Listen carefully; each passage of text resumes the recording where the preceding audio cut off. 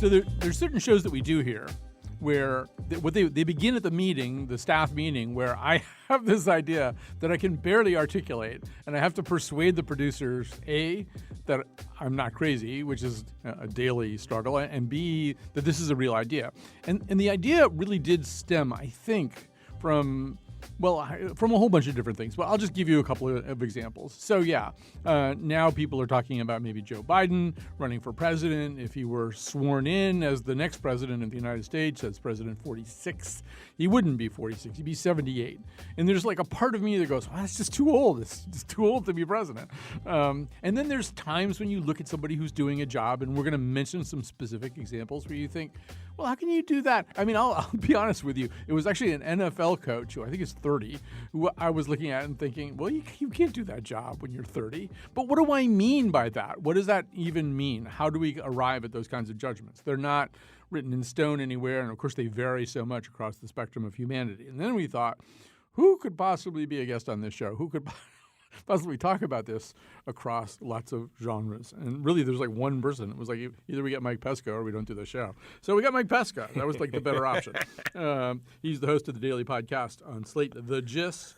He also contributes to reports and commentary to NPR and other stuff for Slate. And he thinks a lot about questions exactly like this one, maybe. Although, I just on Twitter, I just proposed a new feature for the Gist. You probably haven't seen that yet because they just did it minutes ago. What is it? It would be a running feature called On What Pretext? And so I'll give you my example. I just bought a box of veggie burgers, and on the side of the box of veggie burgers, there's a picture. There's a picture of Eric Bledsoe, and he's kind of flexing his muscles and smiling. And I'm like, Eric Bledsoe, as many people don't know, is kind of a mid-level to maybe better level NBA point guard who's kicked around. Not if you watched the last couple games. Yeah, okay, but like, on what pretext is he on a veggie burger box? Okay, just take that feature and run with it. It's going to be a monster hit for you. What is the string of events that brought him to my veggie burger? Yeah. Now, see, you're thinking the way I'm thinking here.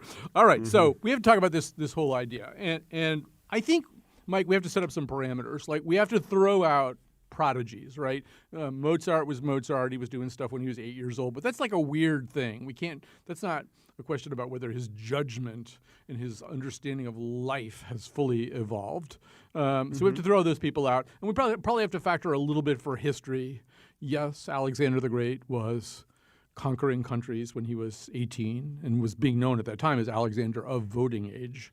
But that's because you had to think, you were dead when you were 35. You had to get started fast. Right. Before I get into Alexander legal in Kentucky, I believe. Yeah, that's right. So before I get going too deep, I also have to tell you, this will be probably the only time I mention it, or one of two times I mention it. We, every 2 weeks, do something we call Radio for the Deaf. We want a deaf audience to be able to experience radio.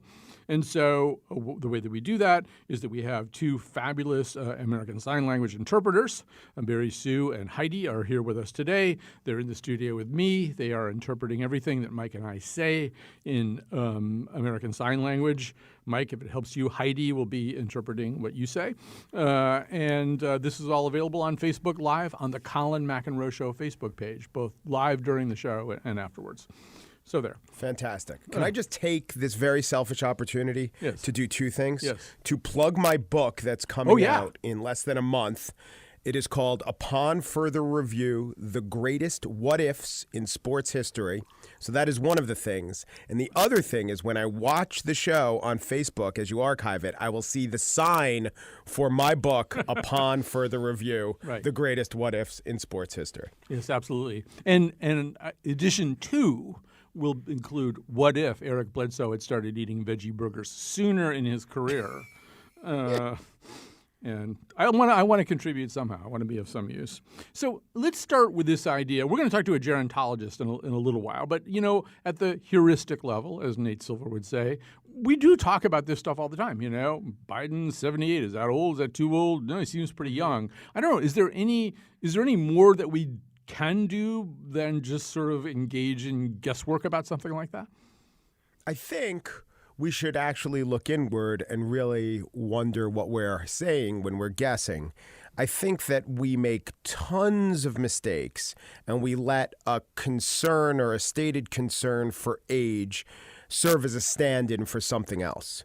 And so this came up with talk about Hillary Clinton, and if she runs next time, what will her age be? And no one, to my knowledge, has pointed out she's actually younger than Mitt Romney. So Mitt Romney, just by a few months, but younger, Mitt Romney's running for Senate in Utah, and no one has said, is he really young enough? Is he really up to the job? And I think it has a lot to do with how he looks, probably something gendered about this. You know, to be honest, the fact that Hillary Clinton famously got ill on the campaign trail. But I just think we make so many more mistakes when it comes to age for a variety of reasons. And maybe it's an honest concern, oh, are they up to the job? But maybe it's just a way of saying, even if we're not admitting it to ourselves, I don't like the cut of this person's jib, and I'm going to let my, chin stroking about age serve as the stand-in to say this person is disqualified.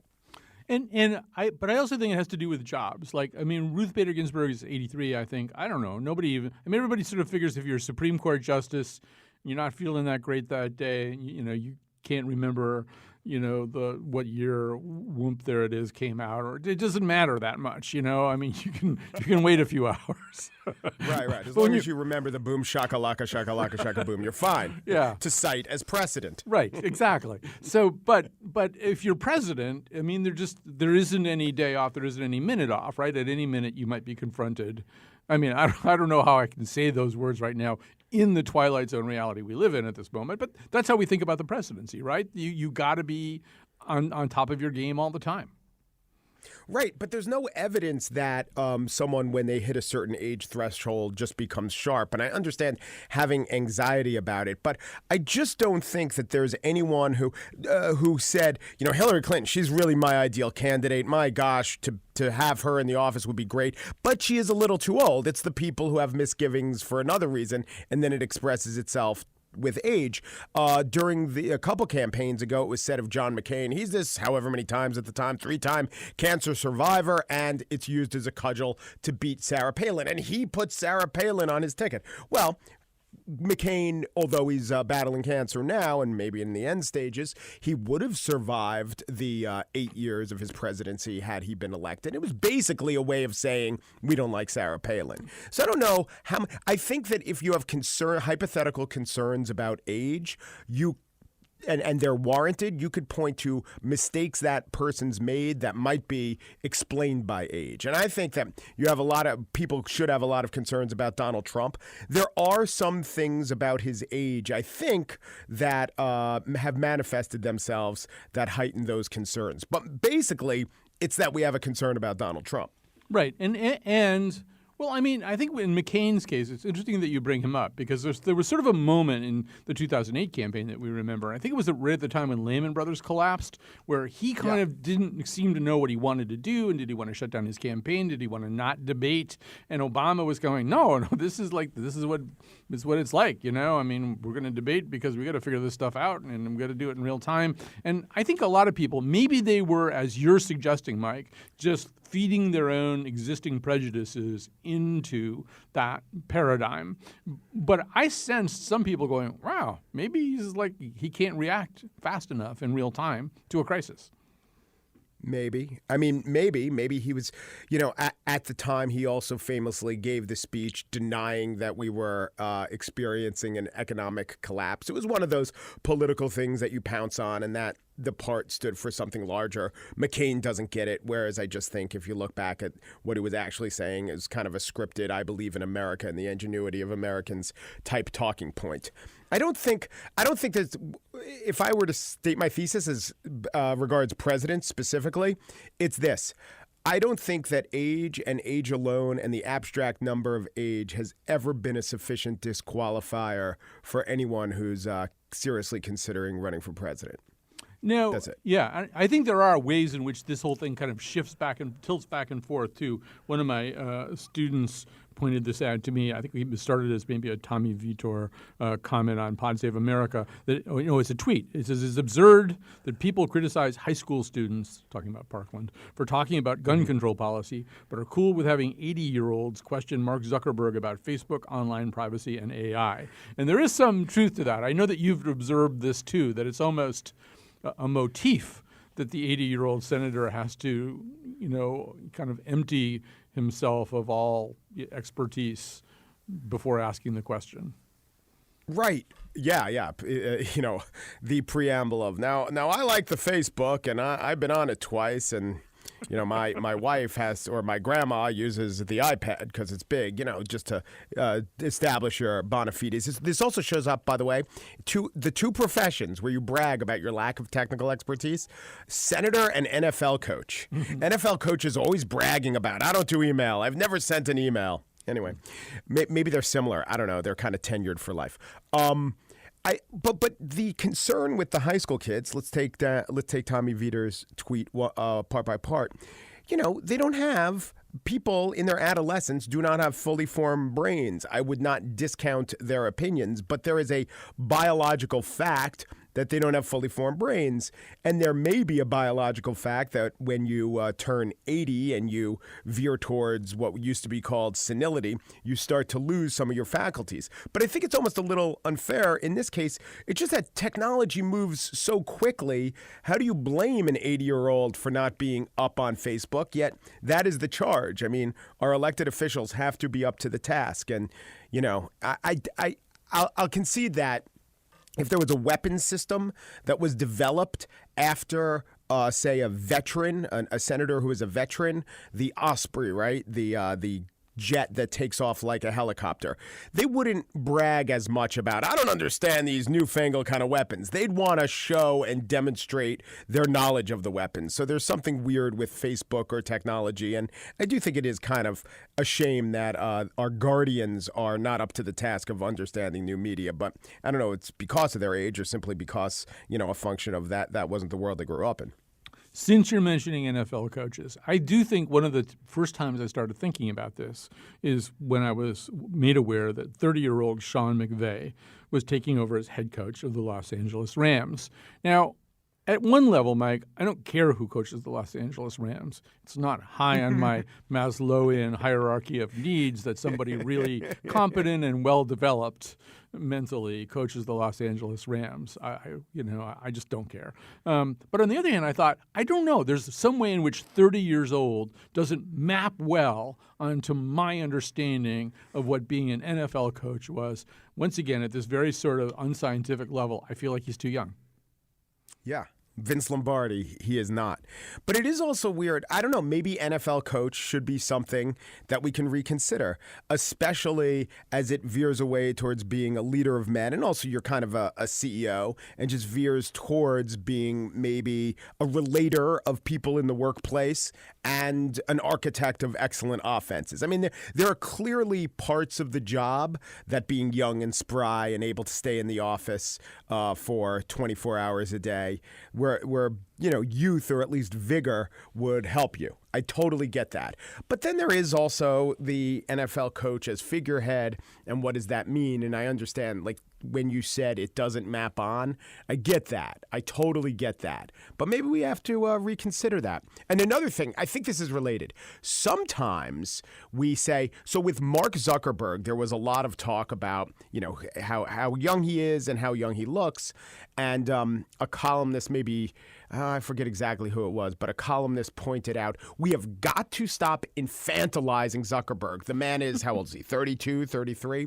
Well, at the same time, in the same paper that column ran, there are constant critiques of Jared Kushner being only, 32 or 33. And they're both two of the most popular men in the world. Two of the most powerful men in the world, two of the least popular men. But, one the age is a cudgel, the other the age is an asset. Right. I think you pointed out, first of all, that you watch Morning Joe more carefully than I do. That this is something Mika Brzezinski brings up a lot about Jared Kushner. Yeah. Yeah.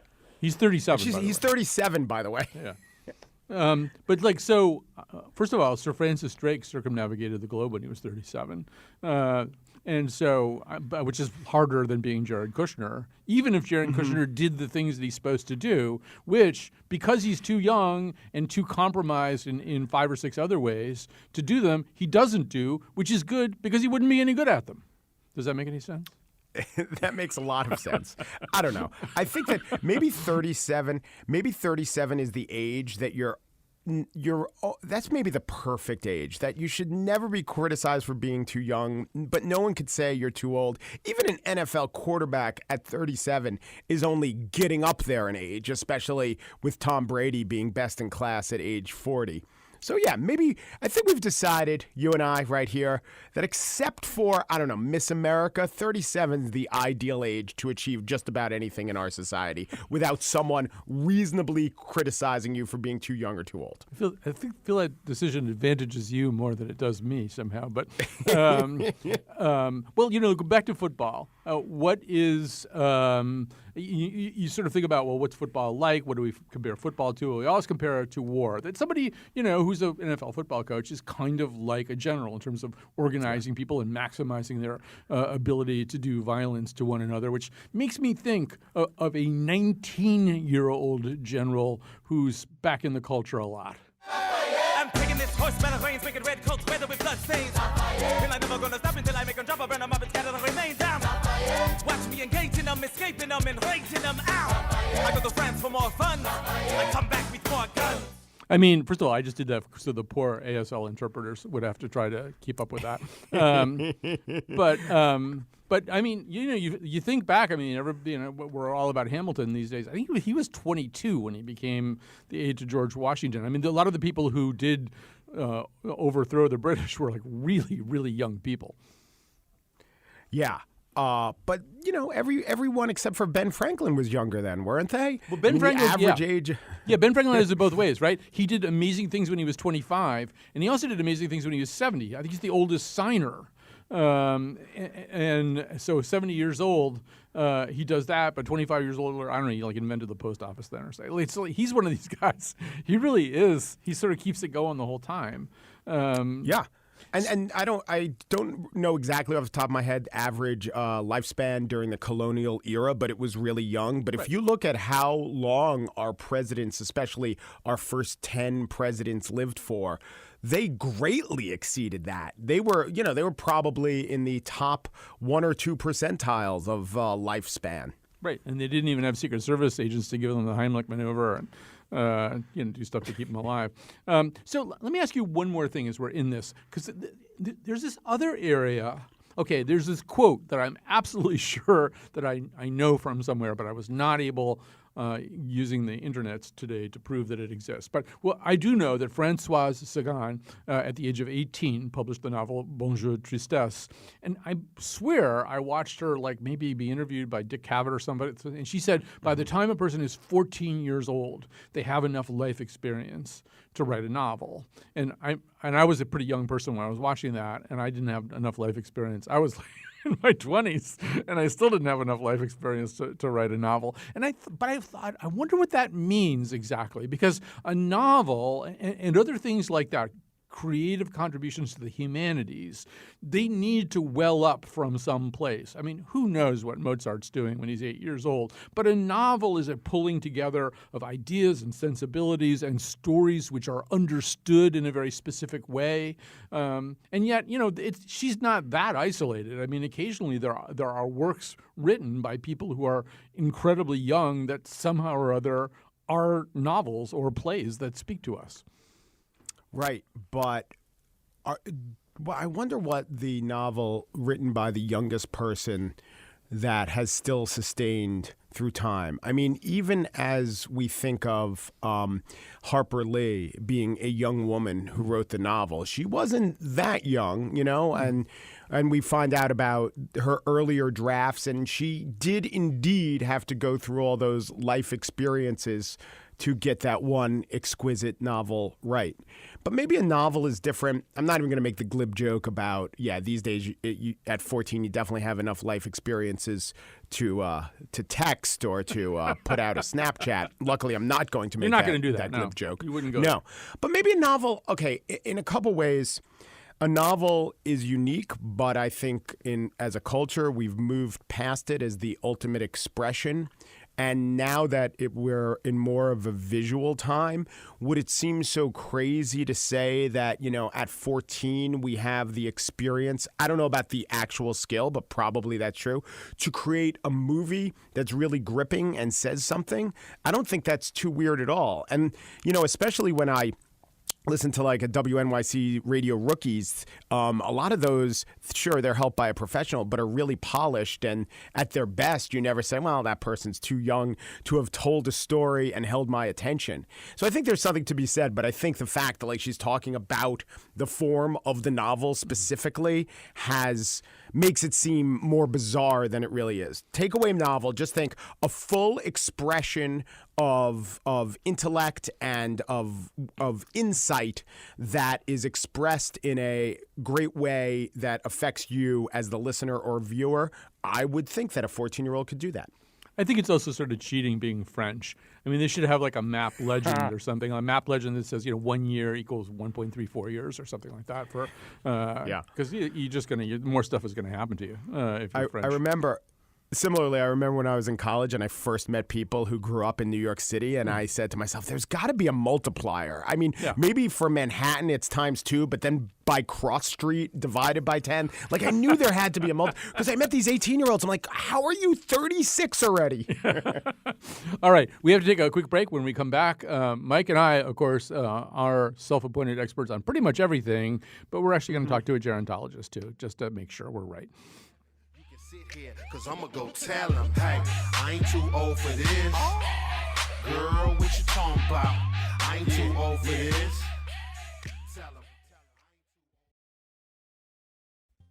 That's right. We're back with our Too Young, Too Old show. Joining me is my friend Mike Pesca, host of the Slate Daily podcast, The Gist. Ask about their upcoming running feature on What Pretext. It'll be debuting soon. What's the name of the book, the new book, the book that's almost out? Oh, It is Upon Further Review, the greatest what-ifs in sports history. Right. Do I appear in the book in any way? Is it dedicated to me? Am I acknowledged? No, I can already tell from your silence. I'm trying to remember. I mean, it is imbued with your spirit, for sure. Certainly it would not exist were it not for me. But if you're reading the book and George Blanda is mentioned, that's me, actually. That's probably so. Just the kicking part of George Blanda's life. I play the kicking part. The throwing part is played by somebody else. So anyway, it's not out yet, but when it's out, you're going to come back. We're going to talk about these things. Joining us right now is Dr. George Kukl, director of the UConn Center on Aging. I haven't put him up on the board yet. That would be extremely helpful if we want to talk to him. First of all, welcome to the show. Yes, thank you for having me. Second of all, did I pronounce your name correctly? Kushal, hi. Kushal. Much better. Or at least I was very wrong. All right, so I guess I'm going to start. We should say that, so Dr. George Kushal, director of the UConn Center on Aging.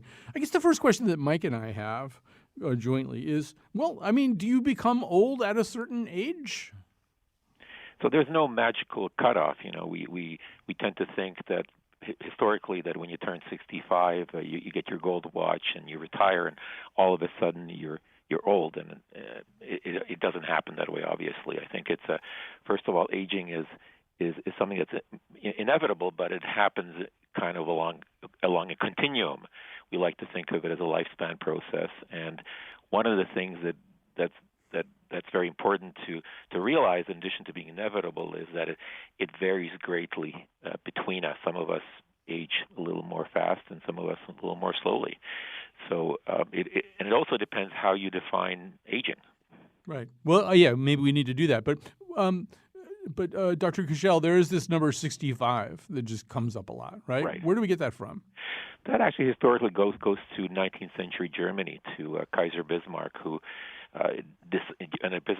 Bismarck decided to trim the overbloated bureaucracy in Germany, and arbitrarily decided to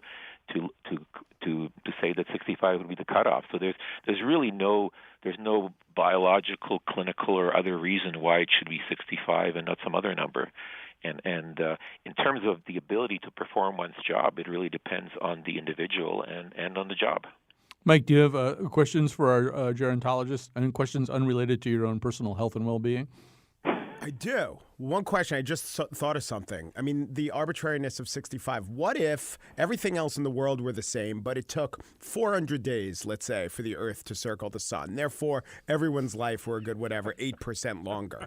I just wonder, that's my what if, but I just wonder, would we actually have a different age? We would probably say, oh yeah, 65 is the cutoff. And even though that version of a 65-year-old would actually be a, 71-year-old maybe, I don't think things would change. Anyway, that's my supposition. Here's my question. Is it true? So when we talk of Joe Biden, we talk of Hillary Clinton, these are people who are the age they are, and yet they're also incredibly intellectually engaged and active and always thinking. Does that, just keeping at it, does that retard the mental aging process?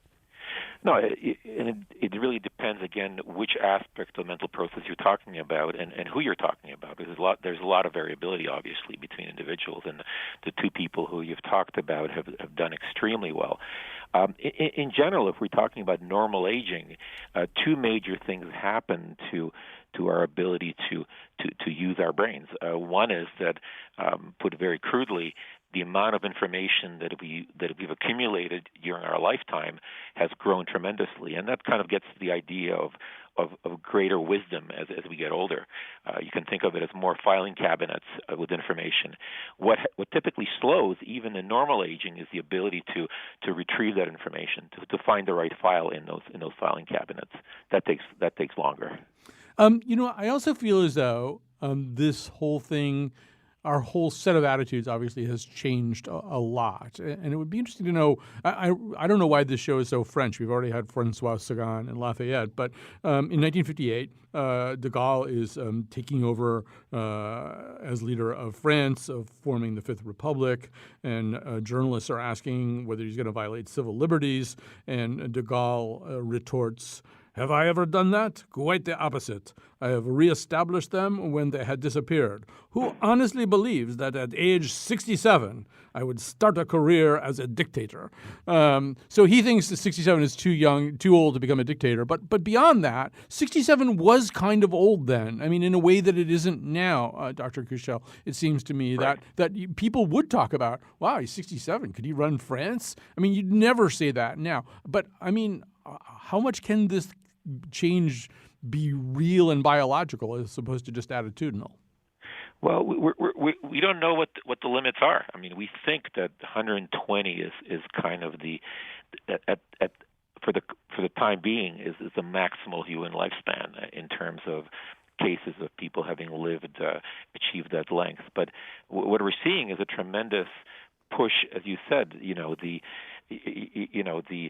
50 is the new 30, 70 is the new 50, and just a tremendous aging around the world. I mean, I don't know if one striking fact is that in the year 2020, which is 2-3 years away, for the first time there will be more people on the planet Earth over the age of 65 than under the age of 5, which is a staggering consideration when you think about it. So you're absolutely right. I think we were thinking of back with de Gaulle in the 1960s, 67 seemed very old, and today many people are really just beginning to hit their prime. Now, Mike, now I'm confused. I think I may have not entirely understood what that particular expression means, because it seems to me like, okay, I'm 63 right now, and I hear people say, well, 60 is the new 40. Well, I guess I didn't mean I sort of thought that meant, well, I can be really cool and acute and cute too, and but maybe the way I'm listening to Dr. Kuchel, Mike, and I'm thinking, no, that just means you're not going to die as soon as you used to die when you were 63. I don't know. How do you process, Mike, statements like that? Something is the new something. I think that part of it is that a 40-year-old, what a 40-year-old meant to us culturally and what that 40-year-old did has been pushed back. So now someone who's however old Brad Pitt is, he is probably younger than Ward Cleaver was on Leave It. I mean, I bet he's a decade. I bet Pitt's a decade older. I'll look that up. But yes, it just means our actual perceptions. But what about reality? I know that it is true that we physically and mentally mature earlier. So girls have their first period earlier than they did decades ago. And also toys that used to be marketed for 10-year-olds are now marketed for 8-year-olds. Everything, the younger kids would want at an earlier age. But what about the opposite? Is there any empirical evidence that this average process of a 70-year-old in the year 2018 is similar to that of what a 60-year-old was in the year, 1978? Well, we are seeing, the big concern with all of this. You don't want people just to live longer. Obviously, this is why there's such a big emphasis now on. What we want to do is we want to add life to years rather than adding years to life. We want people not just to live longer, but to live with continued health and vigor and independence.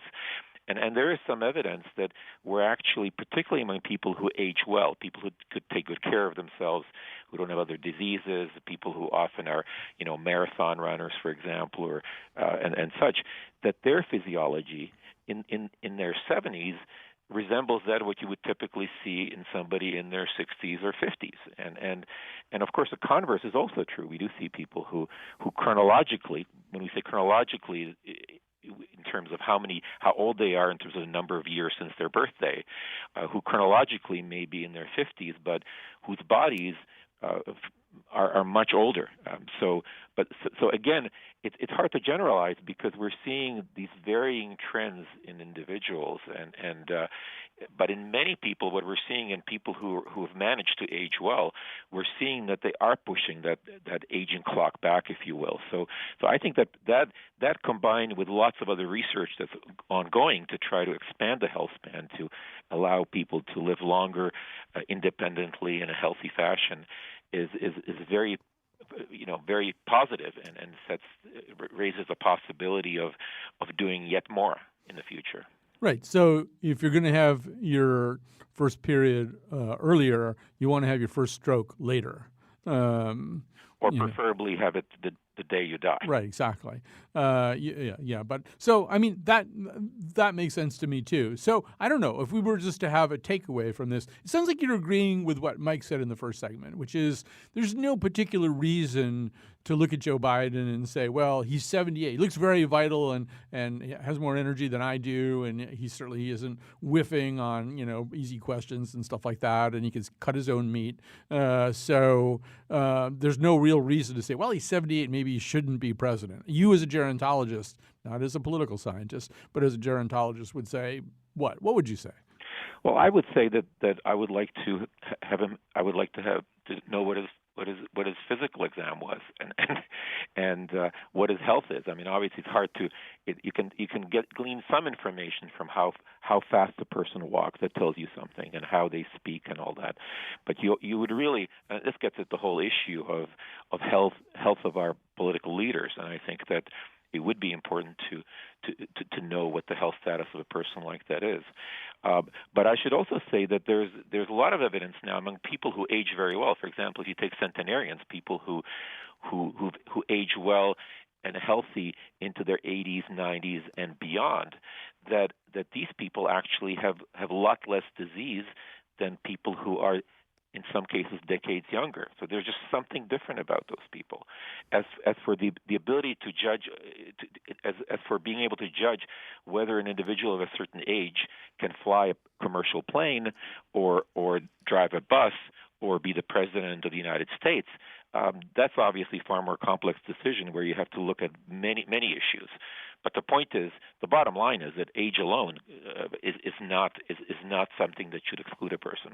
All right, we're going to end there because we have got some other ground we need to cover. I want to thank you, George Kuchel. Mike Pesca, I feel as though one of the things that he makes me worry about, I now worry that I'll live to be 100 and no one will be impressed, right? That I'll be in my facility and I'll go, I'm 107. And people will go, yeah, so what? There's like 50 guys here who are 100 or older, Yeah.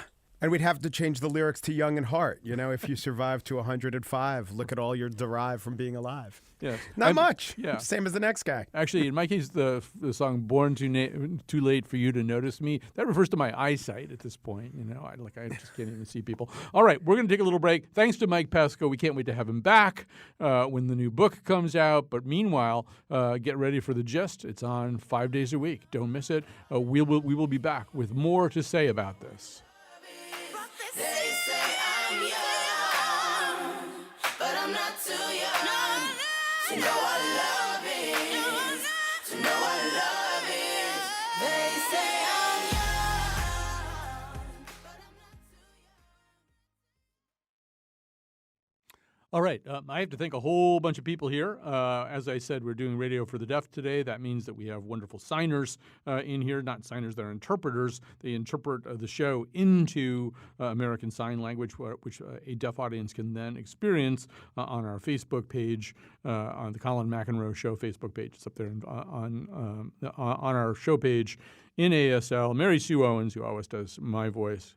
Poor Mary Sue. Heidi Catalan is with us. Tucker Ives, Carlos Mejia, Betsy Kaplan, and Kion Wolf all helped out to make that happen. Kion Wolf's on the board today. Betsy Kaplan is the person who produced this show. Is Julius in there? Yeah, Julius is in there working the phones. He's our great intern. I'm sure there's other people I'm forgetting to thank. The part of Bill Curry was played by Shirley Temple. Tomorrow on The Nose, we are going to be talking about Lost in Space, the reboot, why it's gotten so noisy in restaurants, and a bunch of other things. All right, so here in the final segment, we've got two guests for you. We're still talking about that whole too young, too old. I thought it would be interesting to talk to a recruiter, headhunter, that kind of person. Melissa Mongillo joins us, founder and president of the McIntyre Group. Welcome to our conversation, Melissa. Thank you. Glad to be here. So, age is not really supposed to be much of a factor in terms of employment and hiring, but, perception is important. And so, I mean, how much of a role does age play? Are there people who are 50 who, don't want to go to a tech firm where everybody else will be 25? I mean, do those things come up? I would say yes. There are certainly factors in deciding what company is a fit for a person, where culture and the types of other people within a company determine whether a person is a fit for a certain corporation. There are certain companies where someone later on in their career perhaps wouldn't fit in very well or feel very comfortable because most of the employee population is of a younger generation. That certainly happens. But I guess also, the other way to look at this, when I arrived here at this public radio station, I was leaving a commercial radio station where everybody was kind of my age or older. When I got here, I really was the oldest person by, 17, 18, 19 years maybe, something like that. And it was terrific for me. I felt old, but I got a lot of stimulation and I learned a lot of stuff. Yeah. And so I don't know, when we think about the work environment, I think it's really easy to use phrases like too old for that job or too young for that job. I'm wondering how actually meaningful they are. Well, I think, generally we speak in huge generalizations around things like that. That's just common in every aspect of life.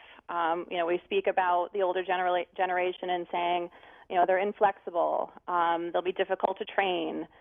We can speak in those terms around millennials as well. Certainly there's negative connotations around that group of people. But just like any generalization, there are the exceptions. And it takes either a good recruiter to find the exception, and it also takes a lot of work on the candidate's part or the job seeker's part to differentiate themselves from that generalization. And as recruiters, we coach people in how to do that best, especially on interviews. You're at a point, I assume, also, or business and society are at a point where sometimes you have to advise somebody who's president of a company but is a real young tech person. That person's ideas about who can do what and in what ways age are important can be probably a little bit tinctured by the fact that he himself is 26 or something. I would imagine so. And in work and in life, to your point before, you have to seek out what you can learn from everyone and anyone. So to your point about being the older person in the crowd back when you started, I would imagine plenty of people had the advantage of learning from you with all of your experience, and I would imagine you also learned from the younger population a few things. Here at McIntyre, we tend to have a grand range of employees in terms of years of experience and years in the industry for sure. And, we're always learning from one another. And that's one of the key advantages of having such a diverse population.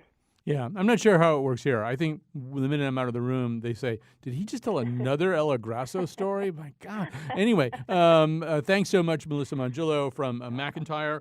Great to talk to you. I'm switching gears swiftly because I want to make sure we have plenty of time to talk to both of our guests here in this segment. Our other guest is Oscar Sikas, student at Middlebury College who is suing the Florida governor and agricultural commissioner. He's a climate change activist.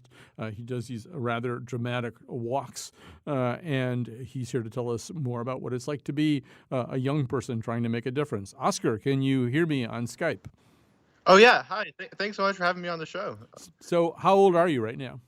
So I'm 20 years old. So I'm actually the oldest of the plaintiffs in this current lawsuit. The youngest is actually just 10 years old. Wow. How old have you been doing this kind of thing? It's funny. I remember I was 8 years old, and I got really worried about climate change. I read about it, and I went on the radio with some friends to talk about climate change. And then, since then, I've seen a lot of it, right? And so I think that, just seeing it happening in a lot of the places I cared about was what eventually motivated me. I think, in high school, I started an environmental club and starting to speak up in my community about different environmental issues, and then since then, just trying to think about ways that I can bring young people's voices to the discussion, I guess. Well, there's something about Florida, apparently, because there's you and the stuff that you're doing, and now there's Parkland, too. As you watch those activists and see the way that they are greeted by the world, I mean, on the one hand, they're greeted quite enthusiastically by many of us. They've injected a lot of passion into a debate that seemed like it had kind of seized up or locked up with both sides just battening down their hatches. Somehow there's something about the passion of these young people that you can't ignore. But there's also, it's possible to find people who are dismissing them, people who are kind of writing them off as knowing less than they need to know. Is that what the clip that we have is about? Is that the Jack Kingston clip? Let's play that clip. It's hard not to be inspired by these kids, but some people have managed to do it.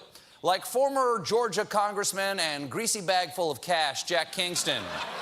Kingston appeared on CNN yesterday to call out these traumatized students and call them frauds. Do we really think that, and I say this sincerely, do we really think 17-year-olds on their own are going to plan a nationwide rally? Jack. I would say to you very plainly that organized groups that are out there like George Soros are always ready to take the charge, and it's kind of like instant rally, instant protest. Yeah. Jack, teenagers are pretty good at planning big gatherings by themselves. So, Oscar Sikas, a student at Middlebury College and member of the Earth Echo Leadership Council, now is the time for you to confess that you are simply a mindless robot being programmed by older people like George Soros, if that in fact is the case. Well, yeah, it was that was what Governor Scott, our governor, said right after within an hour after I think we released the case. I was actually impressed by how quickly he responded to it, and he said basically, "Oh, this is just a piece of political theater organized by a group in Eugene, Oregon." And since then we've been asked the question a lot, who's setting you up to do this? And I think it really shows how I think young people really are, dismissed from the conversation that we're just seen as, at best we're political pawns. And when you talk to kids in this case who, oftentimes young kids who are so passionate about this issue already, and they've already seen this happening, and that's really what's driving them to be speaking up about it. And of course, the Parkland students who had to deal with such an awful tragedy, and when they're motivated to speak after that, their voices are sometimes dismissed as well. It really makes you think about, are we giving young people, do we have ways in our society to have young people's, voices out there? Because so many of the issues we have really seem like they're just young people are going to have to pay the biggest price in their lifetimes. Like, with climate change in Florida, when you look at how a lot of Florida will be underwater within our lifetimes. And so I think young people have this role to play in speaking up for those, the concerns of the future. And that's it's really interesting to see how that might play out in the future, I guess. Is there any part of you that, I mean, another way that we think about youth is a time to have a lot of fun and be kind of carefree and sow your wild oats and have lots of parties and watch sunsets with your friends. And I'm not saying you're not doing any of that, but on the other hand, if you're heavily involved in a lawsuit against the governor of Florida, I don't know, do you feel like there's some way in which, because you've done this at such a young age, you might be losing out or missing out on other things?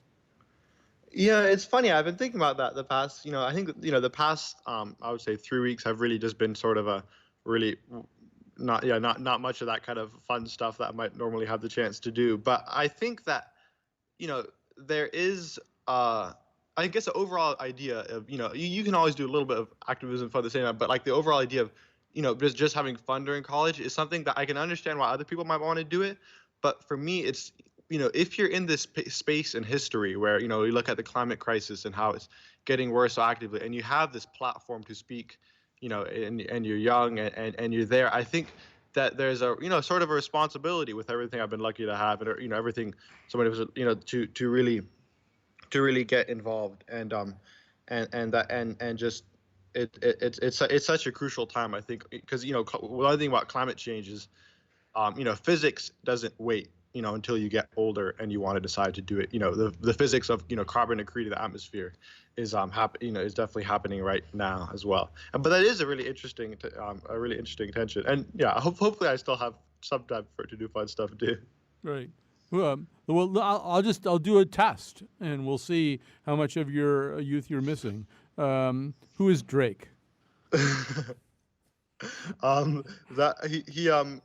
He actually was just he just did that video in Miami. I was just thinking about him. Although although it shows how ignorant I am that I forget what it's called. But no, that doesn't show how ignorant you are, actually. But no, I'm just making sure. That you're a little bit tuned into your culture and popular music. But I also I don't want to fall into that trap too, which is the trap is of course minimizing you and saying that sort of that's who you are. When there are these kind of Jack Kingston types who just say, these are kids, they can't possibly have thought through a lawsuit. I mean, do you have like an easy 60-second response you can give to that kind of person? How crazy is it in our world today that, for a 10-year-old kid, for example, for Levi, who's a co-plaintiff in this case, who lives on the beach of, his family lives on the coast of East Florida, that basic childhood joy of running around the beach in this, this home that he loves is, or even like is he's actively seeing this environment get seriously affected by climate change. He's seen sea level rise that flooded his whole yard and shut down his school permanently. He can't go out and play in the ocean because all these algae blooms have gotten a lot worse from climate change. So even just being a kid and having those fun experiences is under threat. And then so young people are just seeing that what's going to be there in our future is Florida literally going to physically be there, from sea level rise and it sounds melodramatic, but when you think about how much we've already seen from climate change with the smaller amount that's secured compared to how much more is going to happen in the future, young people are in this strange place where, climate change in some ways robs that sort of carefree of, that carefree spirit of youth because it's such a overwhelming issue. And I think, to say that young people are just political props is, when we have this, when we're forced into speaking up. I would prefer not to be an activist. Maybe I prefer to be spending more time out in the woods or something. Exactly. But because of this, we have to speak and I think I think it's just the beginning of, I think our generation really getting a lot more involved, to hold our leaders accountable just for those, basic rights. Oscar Stichus, good for you, first of all, and I hope that you achieve so many of the goals that you want to, that this becomes less of a pressing concern, and you can grow old, and then you can tell kids, and they don't know what they're talking about. They don't even have any good music like Drake. How are you going to be an activist the way I was when I was your age? I hope it all works out, but thank you for what you're doing for the planet right now. Thanks to everybody else who helped out on this show, too. And we will be back tomorrow with The Nose.